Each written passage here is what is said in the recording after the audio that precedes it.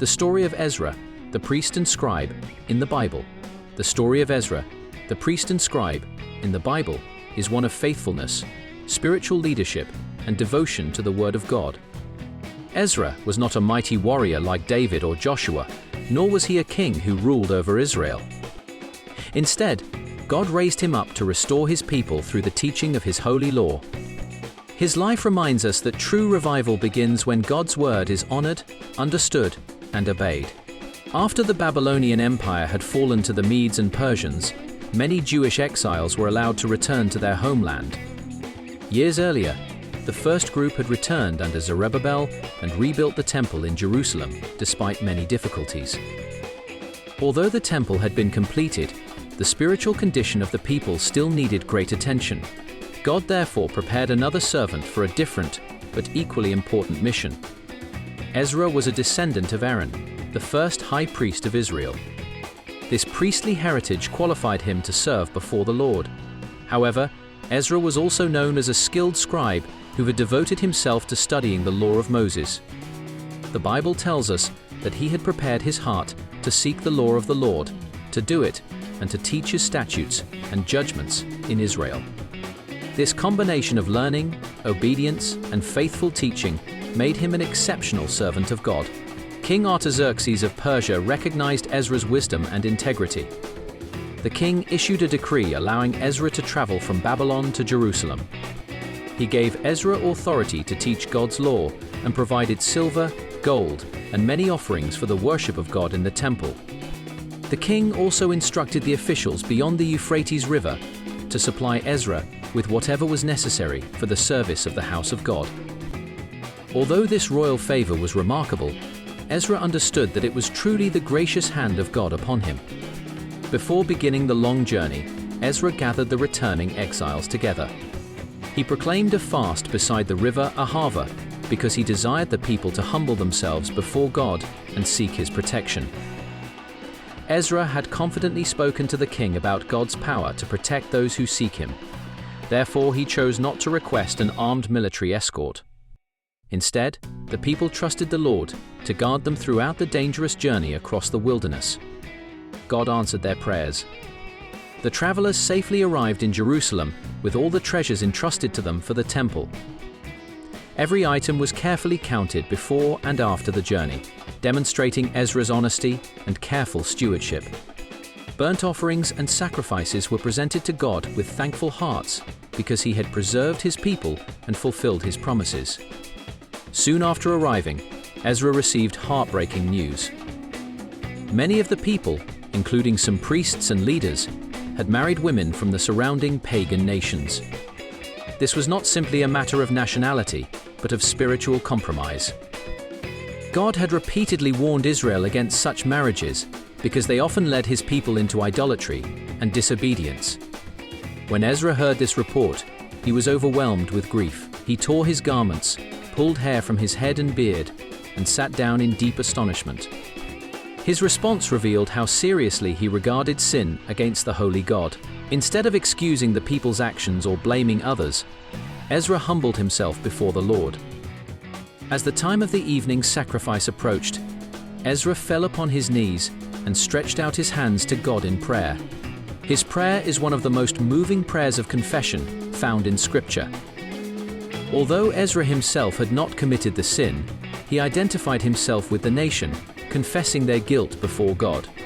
He acknowledged God's mercy in preserving a remnant and giving them another opportunity to rebuild Jerusalem. Yet he admitted that the people had once again disobeyed God's commandments despite his great kindness. Ezra's humble prayer deeply affected those who heard it. A large crowd gathered around him, weeping because they recognized the seriousness of their sin. Genuine repentance began to spread throughout the community as hearts were convicted by God's word. Ezra's prayer became a turning point for the entire community.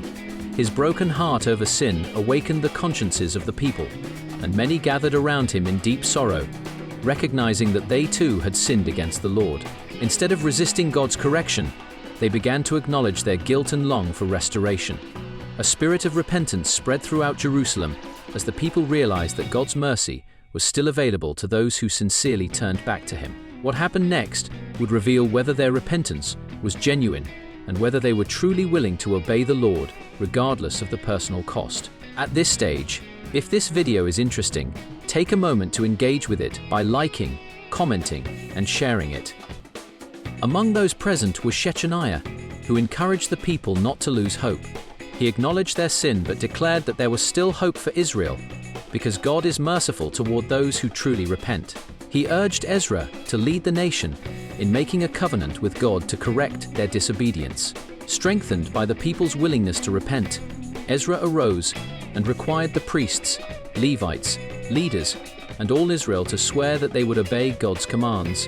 He then withdrew to continue fasting and mourning because of the unfaithfulness of the returned exiles. A public assembly was soon called in Jerusalem. Despite heavy rain, the people gathered because they understood the seriousness of the situation. Ezra stood before them and clearly explained their sin.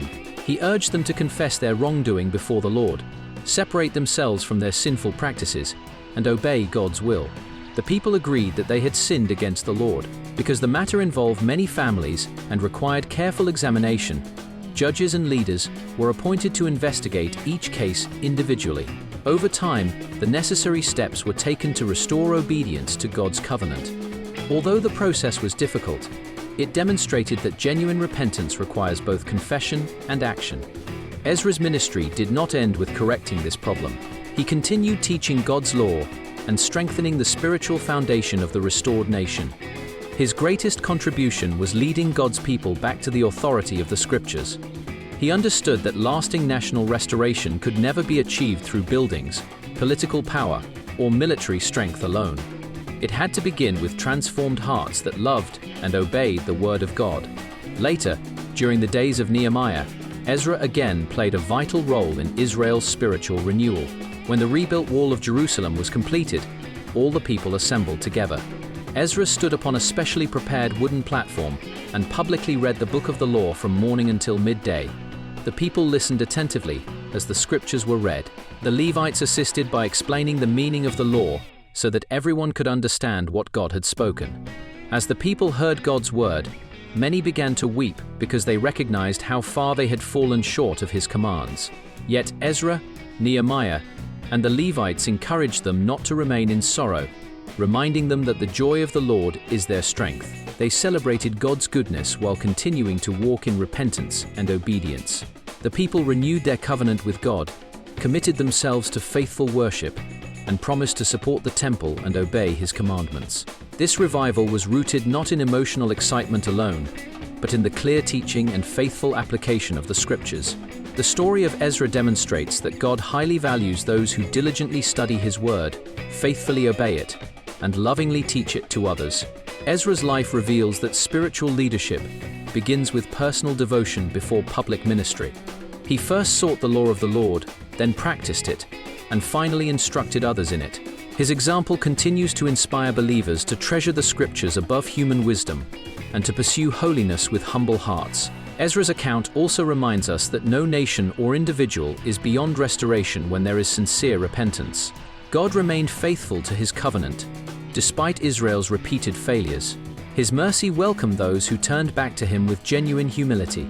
As believers, we are encouraged to seek God wholeheartedly, trust his gracious hand in every circumstance, and allow his word to shape every area of our lives.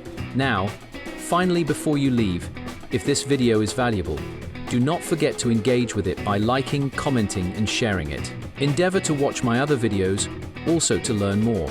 Goodbye until my next videos.